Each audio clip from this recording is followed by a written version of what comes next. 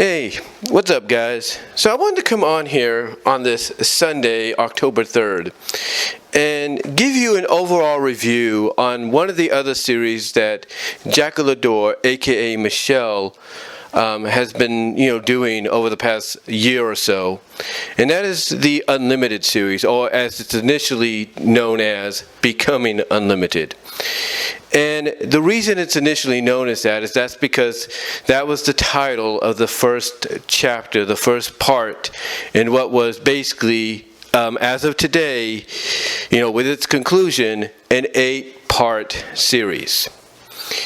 Now, you're probably wondering what Becoming Unlimited or the Unlimited series was about that Michelle had done. Now, Michelle Jaquelidor, as you know, is someone I've talked about here on YouTube before when I would review the Metamorphosized to Malleability series. Basically, the various chapters and stuff that she would bring out. Well, Becoming Unlimited or the Unlimited series was another one that she had done.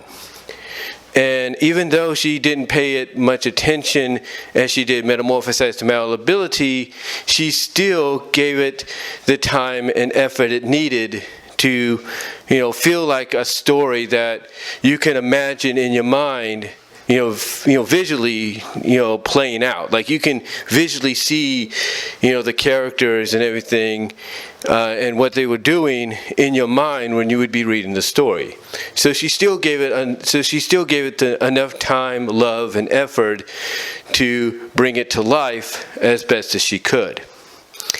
Now, the story series basically focuses on a character called Isaac, or Izzy for short. And what happens is Isaac, like let's say Briella in her story, Metamorphosized to Malleability, Izzy has an accident at one of the labs because he's a young researcher. And when he has this accident, he ends up, getting doused in the chemical that they're working on. And at first kind of blows off the fact that nothing's really going to come of it, right? He blows it off. However, when he gets home, and even though I think he washes whatever chemical residue he has on him, when he gets home and, he's watching some television, I think it involves the Clayface character from Batman, he decides to rest up, go to, take a nap, go to sleep for the night, if you will. But it's during the sleep that the chemical starts to reconstructure his DNA and his molecules in his body, to the point that when he wakes up suddenly with a jolt of the merger of the chemicals into his body structure, molecules, and DNA is complete, he thinks at first that it's all a dream, because he starts noticing that he's slumping down a little bit and everything, or he starts noticing his hand is stretching. And initially he kind of wonders if maybe this is a reaction or a result of the chemical situation or the accident at work. But then he's like, nah, it's probably just a dream. So he blows that first, suspicion off, and just goes with, the thought process that it's a dream. So by going off that belief initially, and this is all in the first part, he decides to have a little fun, because he starts noticing, hey, these powers are very identical to the Clayface character in Batman. And yes, I'm talking about the same Clayface character, the one that we see in Batman the Animated Series, the one we see in the new Batman show that came afterwards, and even more specifically, the one we would see in the Harley Quinn series, also produced by DC Animation, or Warner Brothers Animation. So yeah, basically that's the Clayface character that Michelle based this, powers that Izzy got off of. So anyway, thinking it's a dream because he blew off the other possibility, to the side, he decides in his dream to have some fun. So what does he do? He decides to stretch his arms, his head, and all that. He's getting a kick out of that. Then he decides to melt down into a puddle of muddy goop. And he does so to the point that when he melts down to the position, basically, where he's a complete puddle and all you see is his face, the first thing he says in that state is, so this is what it's like being the floor. And then his face just fades away.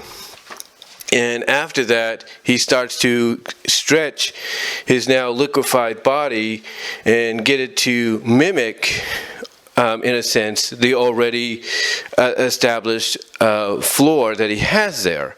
And then he goes from the laminated floor to, basically mimicking the laminated floor to the tile floor, to mimicking a tile floor, and then in the middle of the tile floor, he creates this rug which has his mouth on it, and he starts laughing boastfully.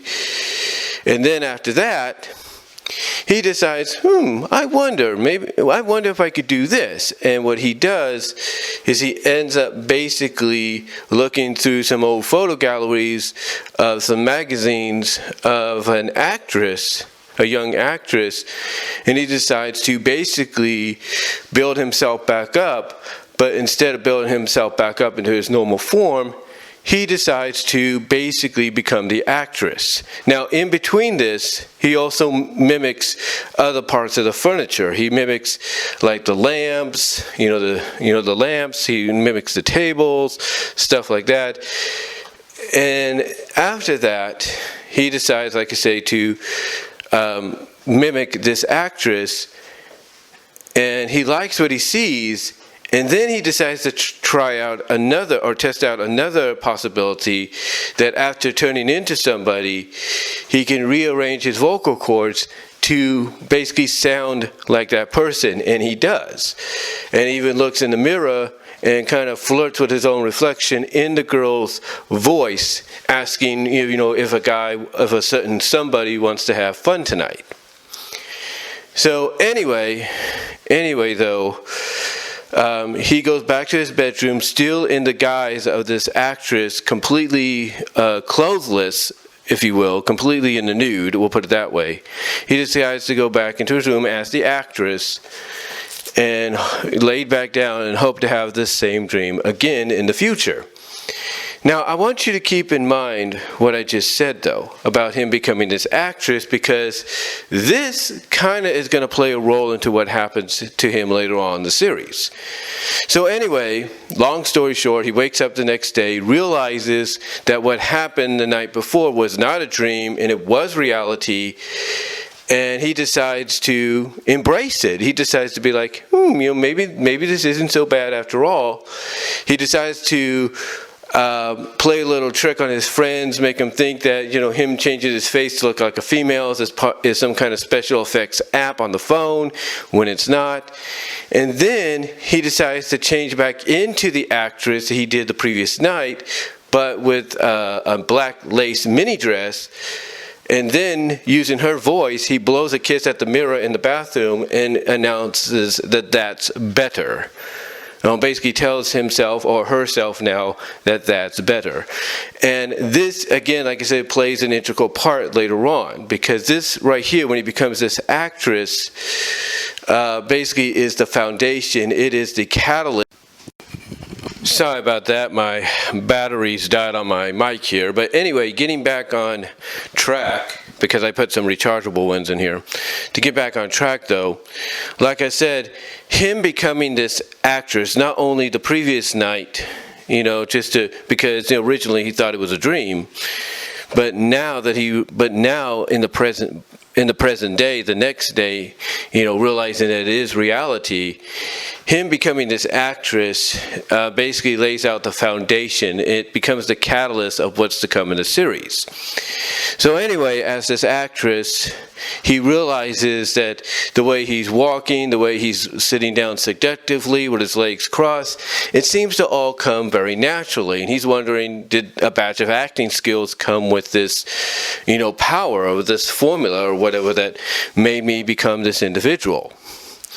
So anyway, after making a promise to have a date with a certain region, now that he's in female form, he decides to try out the shape-shifting into other people, young and old, from when he was a kid to when he's in high school, stuff like that. And then he settles back on to being the actress again without the mini dress, but this time without the mini dress, and decides to go back into the bedroom and in her voice tease that maybe before getting together with his buddies, that they have some time between then and the current time frame for that date with a certain region, if you catch my drift. In other words, basically seeing that after he's tested out all the abilities of changing into different kind of people, young and old, he decides to go back into being the actress again, but without a dress, go into his room and using her voice, tease the fact that, hey, maybe there is time now for me to have that date with a certain region, if you catch her drift, or his drift, or whatever. So like I said, basically he decides to, as the actress again, for the third time, without a mini dress, decides to go into his room and using her voice, pretending to be her, he says that maybe between right then and there and the time he's supposed to meet up with his friends, that's enough time for the date with a certain region. Although it doesn't work out exactly as he plans, because after having his date, he's reduced himself to a muddy puddle on the bed, which basically, when he's sighs in contentment, like he's satisfied, he spreads out more in puddle form across the bed, and he even uses a tenderol to basically turn off the alarm, have it slurp back into him, and then start to wonder, okay, what else can he do? And then that's when he decides to, replicate his male region, his male front region, if you know what I mean, and have some fun there. And that's what he does. He ends up having fun doing that, and that's how the initial chapter ends. But as the series goes on, we start to see that he has a bit of infinity, or not infinity, but he basically has a bit of a affirmity, if you will, of going back to the female form. He starts to enjoy it for some reason, and For the readers, you're wondering, well, why is that? Well, what Michelle does here, she explains that because he's divorced and everything, that now he doesn't know exactly what his destiny, what his life and destiny, has in store for him.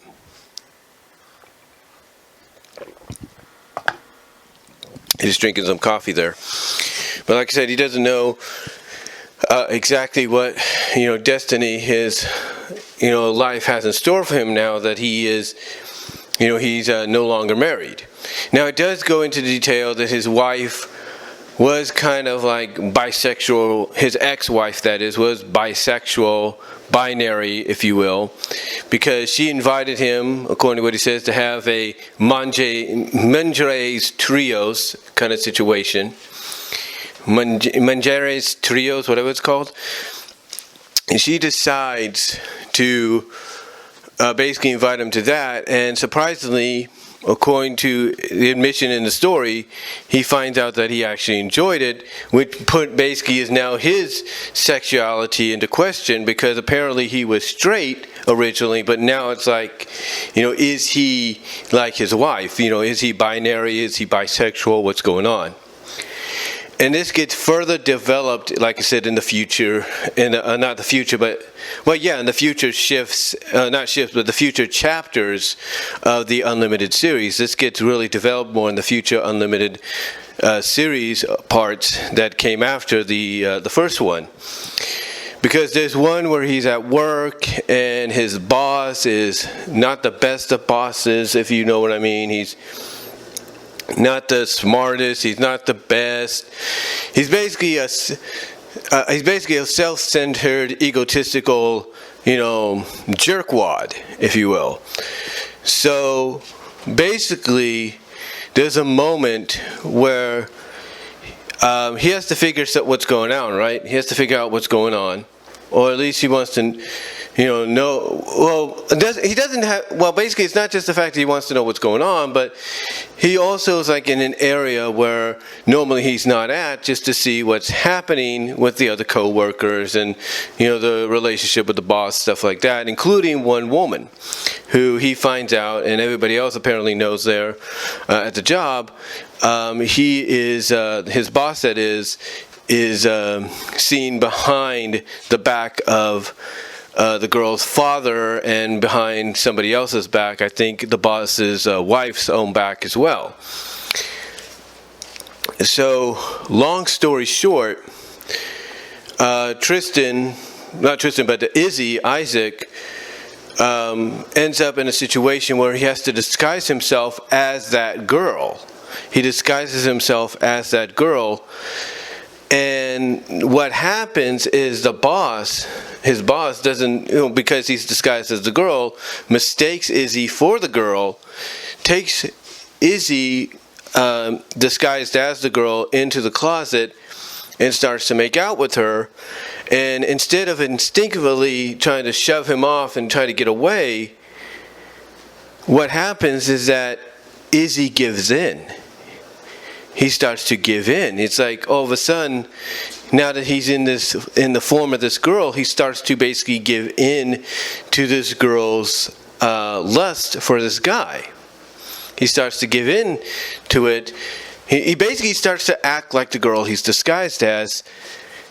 And basically, when they get interrupted, when they get interrupted by somebody else on the outside because they're getting really intimate in the closet, Izzy decides to take that opportunity with the boss distracted to ooze himself back up the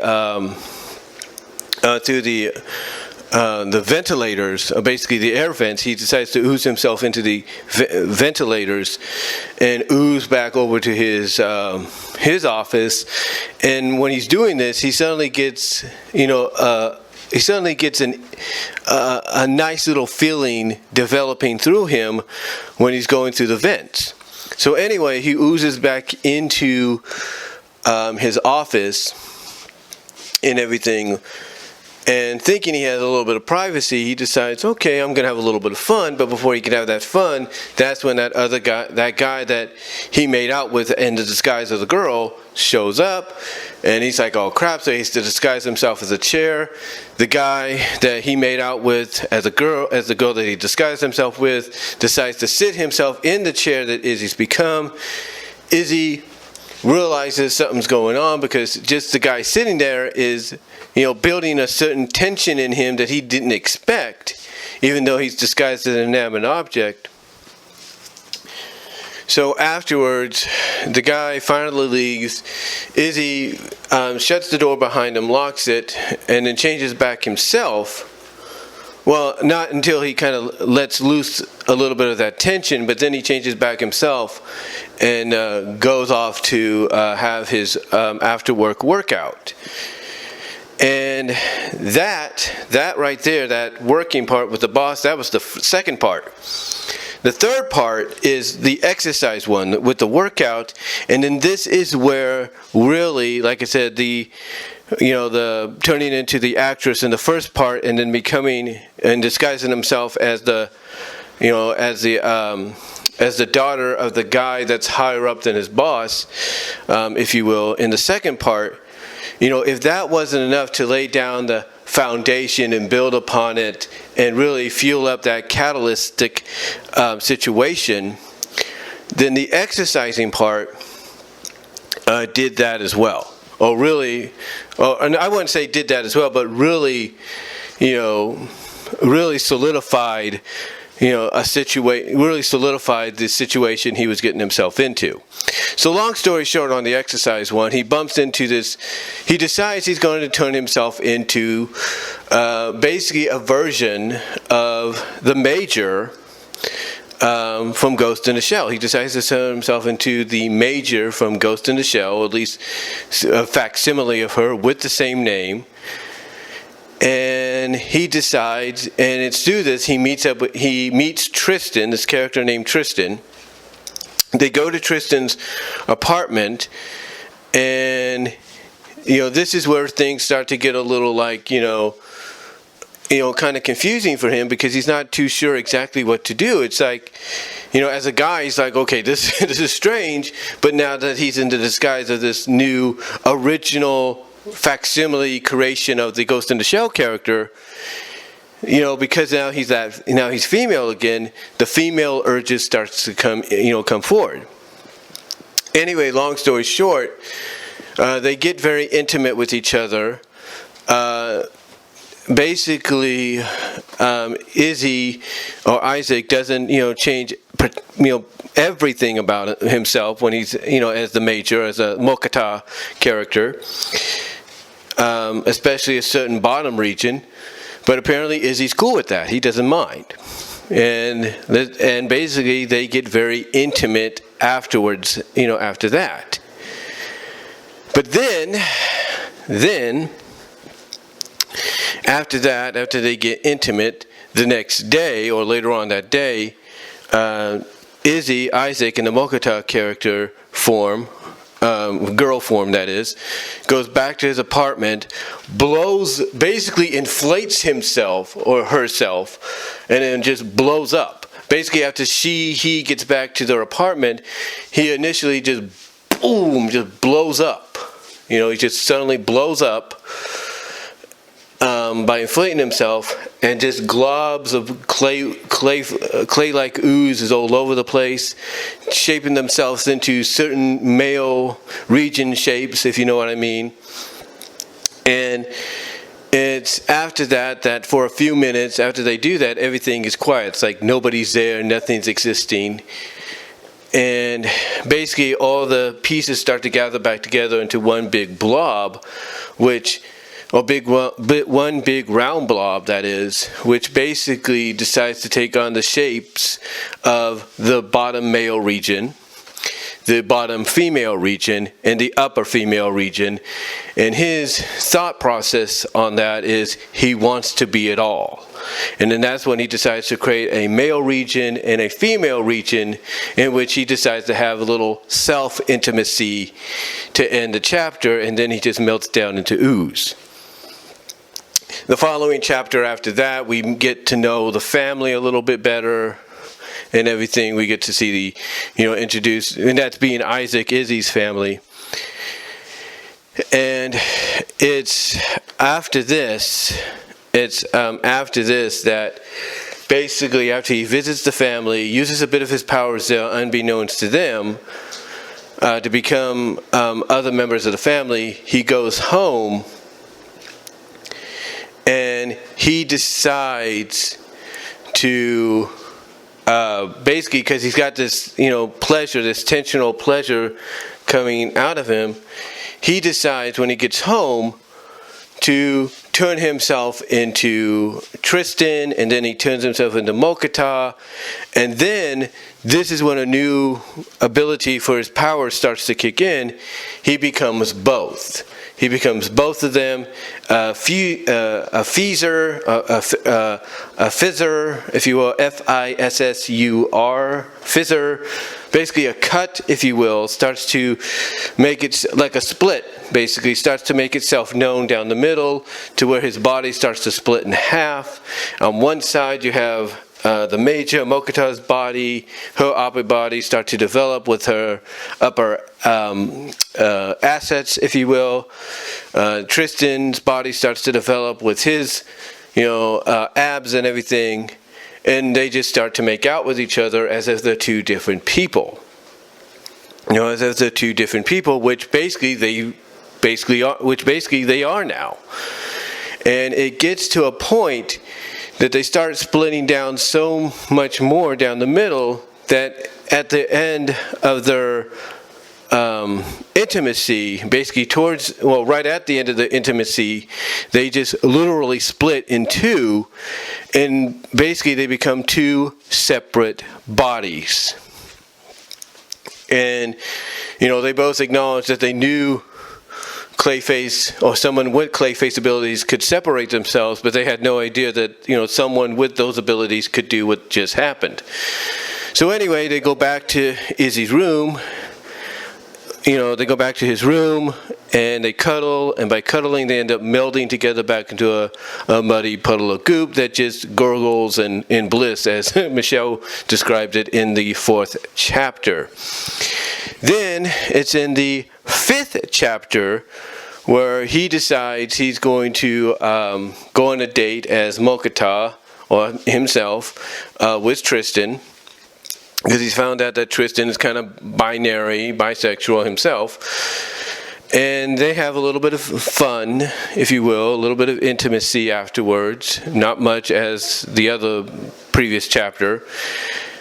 And because so much tension is, so much certain tension is building up, that he decides, okay, you want to let loose, I'll let you loose. So, as soon as he gets home, he moves all the furniture in his house, in his living room anyway, to certain, safe areas, if you will, safe zones.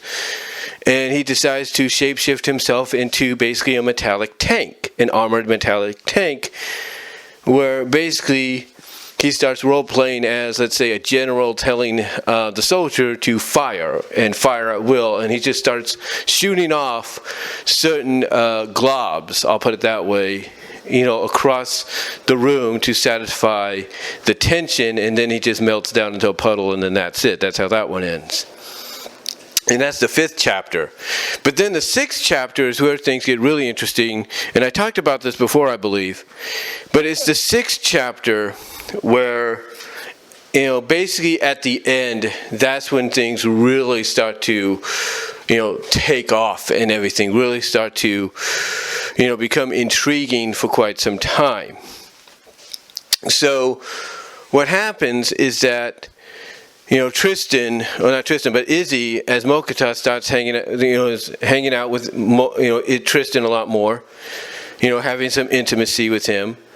But then Izzy decides to take on another female disguise of Cindy, and it's as this Cindy character that she meets up with a female waitress at a restaurant called Riley, and they get to know each other.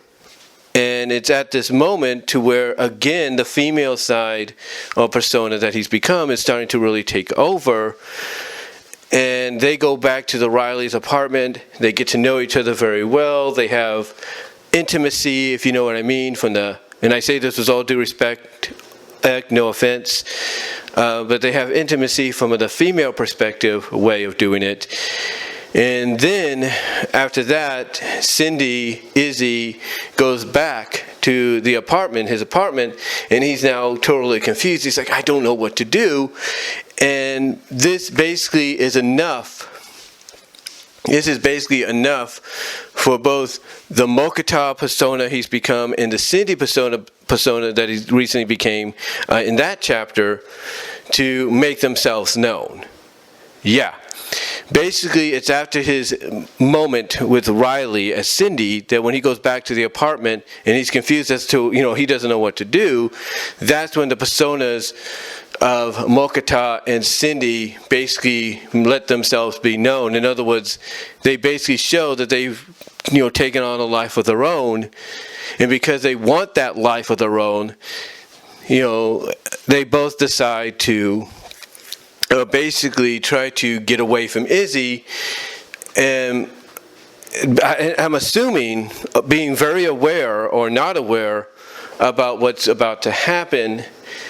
And in the end, what happens, because, Mokata wants Tristan, Cindy wants Riley, stuff like that.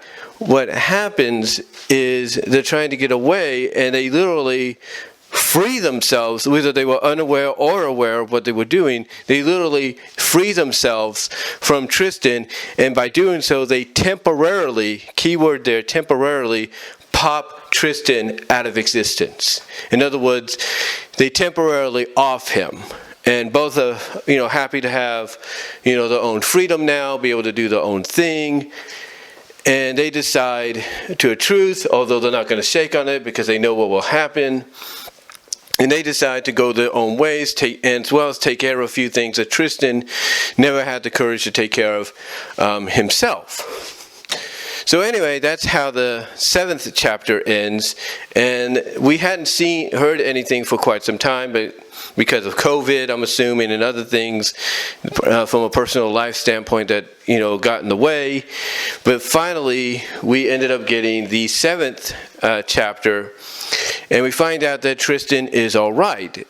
Basically, what was ever left of him after the split was able to reconstitute itself.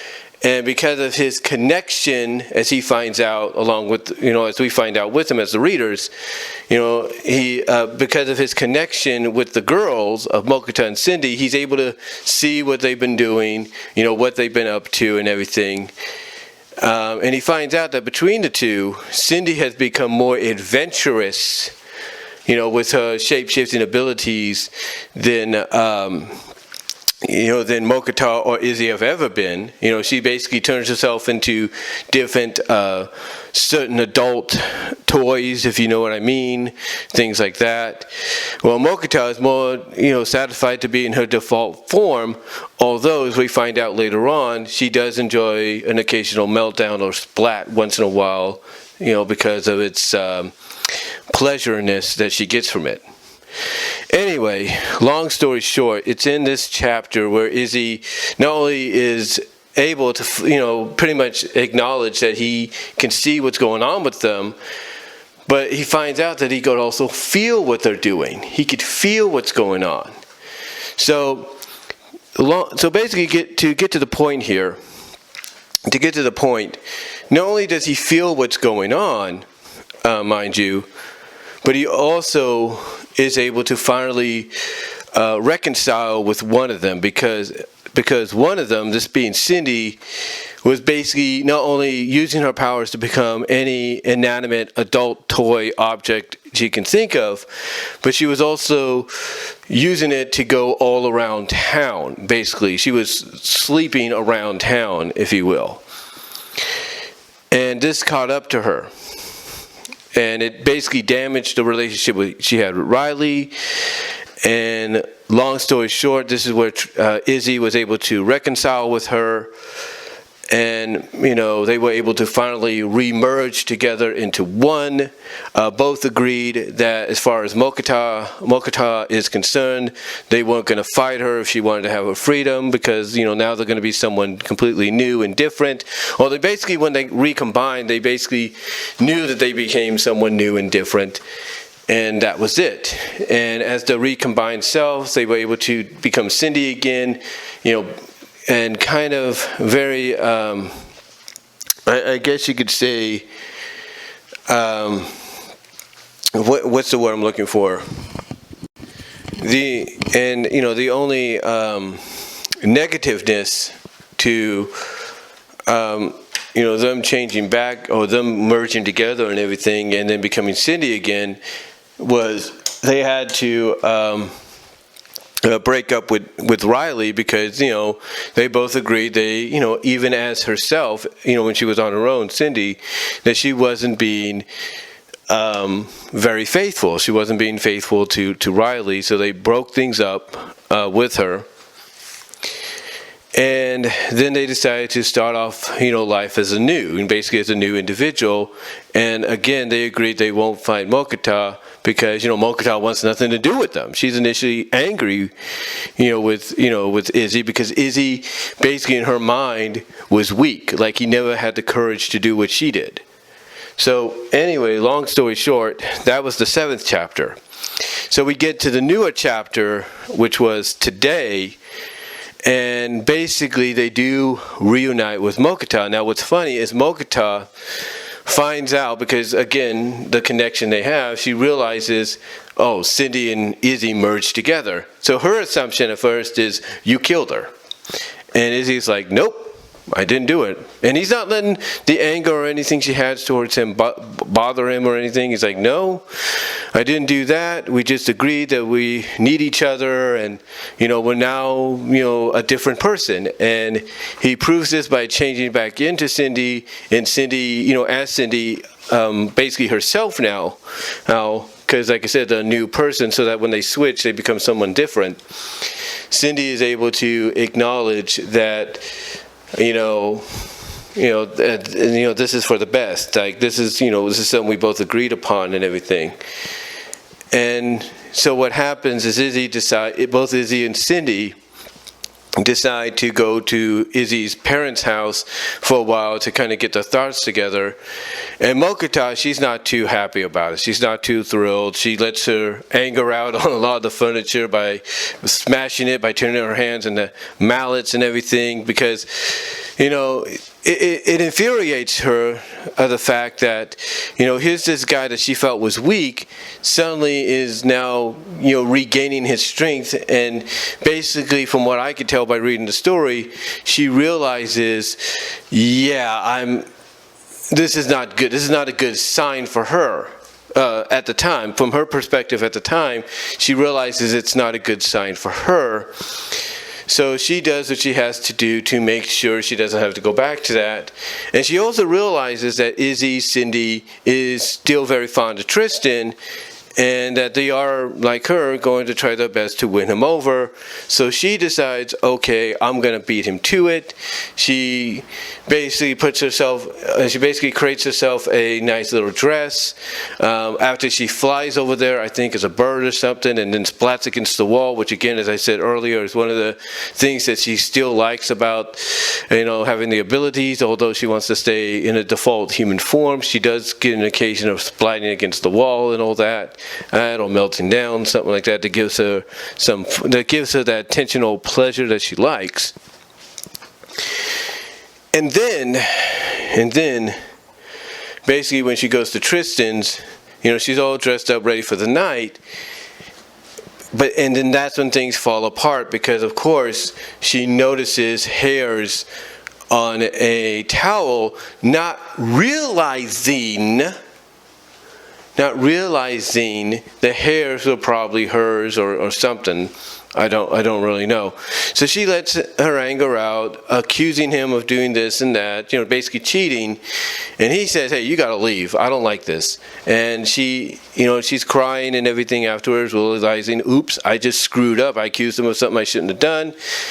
And Izzy at his parents' house, Izzy and Cindy at his parents' house, they're relaxing, enjoying, but because of the connection, the psychic connection, if you will, they sense, the emotional situation she's going through.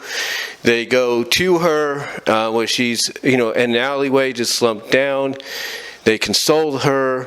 Basically, Izzy, Cindy console Mokata.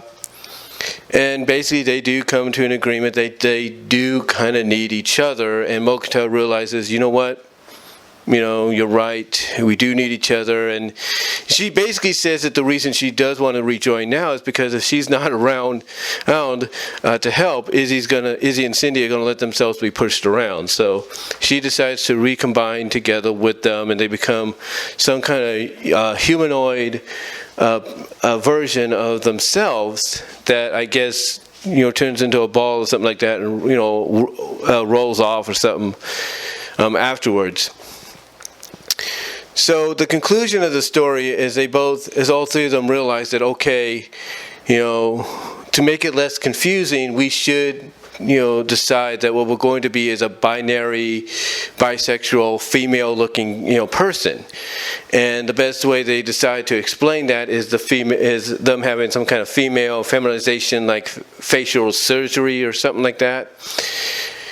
And, as well as, with the assets and everything added. But they decide they're going to keep the male genitalia, which they find out Tristan, because he's binary, he's bisexual, is into. He actually likes that part. So they basically agree that, they're going to, be this way now, this new life. And they end it by basically, ending up with Tristan. And with a little bit of Cindy's influence, they do become very playful at times. And they decide to ooze off the bed and into the living room, closing the door quietly behind them with the use of a tenderroll. And they decide, okay, what can we do to make things more fun or more intriguing until he gets up, or basically pass the time. And they all agree to go back to an old favorite, which was what we saw in the first chapter,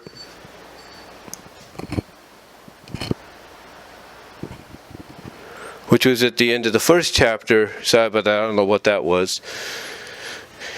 But they decided to become an old favorite again, like I said at the end, like they did at the old, in the beginning of the first chapter. And by becoming, that certain male region, a huge version of it, with the upper female region added to it and the bottom female region added to it as well, they decided to have some fun that way by extending all three of their hands, all three separate hands, to certain parts of the body of the now this unusual shaped body that they became, and that's how it ends. That's how it ends, basically, with them basically saying it's now time to have some fun. Anyway,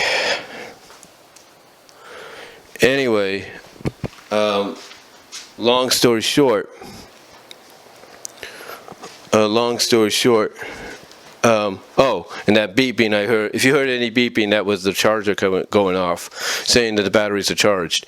But anyway, the way they end the story is they both say simultaneously that it's time to have some fun, and then that's how the story ends, and that's how the overall series ends for the time being. Now, I know it sounded like I rambled a lot here, and I do apologize for that, but I just wanted to give you enough detail and an idea of what to expect in these chapters should you decide to read them yourself to see exactly what I'm talking about. And I will provide a link in the annotations, as well as at the end of the video here, excuse me. I was drinking some coffee, as well as at the end of the video here, so you guys can see exactly why I believe this is one of the better stories that Michelle Jaquelidor, known for the Metamorphosized Malleability series, has done. Now, like I said, she hasn't given, like I said, she didn't give it as much time as she did, or dedicated as much time to it as she did with Metamorphosized Malleability, but when she did, she put her all into it, and you can definitely see that from what is described in the story, because like I said earlier, visually, when you read the story, you can visualize, kind of what's going on, kind of get a good idea of it. So, overall, I recommend checking out all 8 chapters. It's really good. She also has other stories that she's doing, but this one, along with Metamorphosized Malleability, is the 2 stories she focused on the most. So if you want basically some stories that give you some comedy, mischief, drama, romance, and heartfelt, I guess you could say, heartfelt happy endings and all that, then the story series of Unlimited, Becoming Unlimited, to me is the one you should check out. But that's all I'm going to say for now, guys. Let me know what your thoughts are down below. Comment if you like. Love to hear from each and every one of you. Like the video. Check me out at Teespring, as well as check me out on BW Rose's discussions on all your favorite audio podcast locations, except for Pandora, which, this review may be on there as well, so check that out when it comes out. As well as check me out at, like I said, at Teespring, as well as check me out at patreon.com, Brian Warmer, BW Roses, there as well. So until next time, guys, take care, God bless, and I will talk to y'all later.